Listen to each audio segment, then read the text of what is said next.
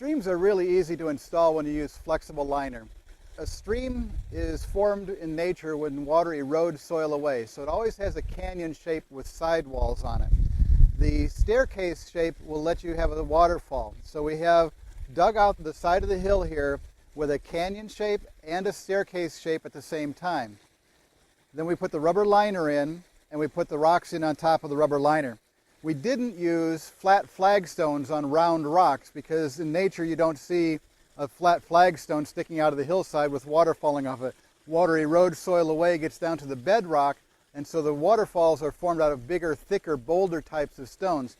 So in here you can see the waterfall drop-offs are nice, big, thick stones, not little tiny flagstones sticking out over space.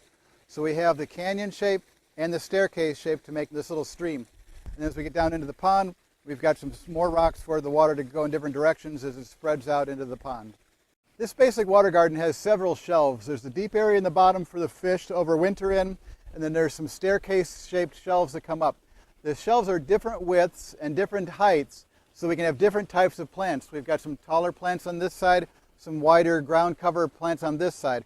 The water lilies here are planted on a deep shelf that had a divot dug out, so it's a flower pot in the shape of the shelf, and the rubber liner conformed to that. Then we filled it with gravel so that the water lily is planted down deep enough that it will survive the winter without being frozen.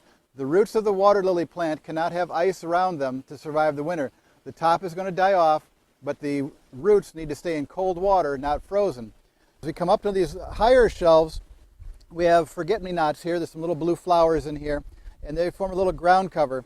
They're growing out over the pond edge to hide the rubber liner that's here, and we've got some sedums here that are growing the other direction over the liner to hide the liner. So this nice free-form shape is easy to hide with these plants because they grow in both directions, from the dry land to the wetland and back and forth, and so they're very easy to hide the liner.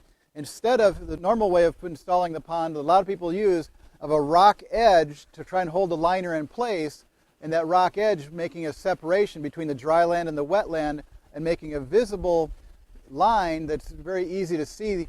These plants are now growing across this border and making it hidden, so this is much prettier to look at than a rock pearl necklace kind of border.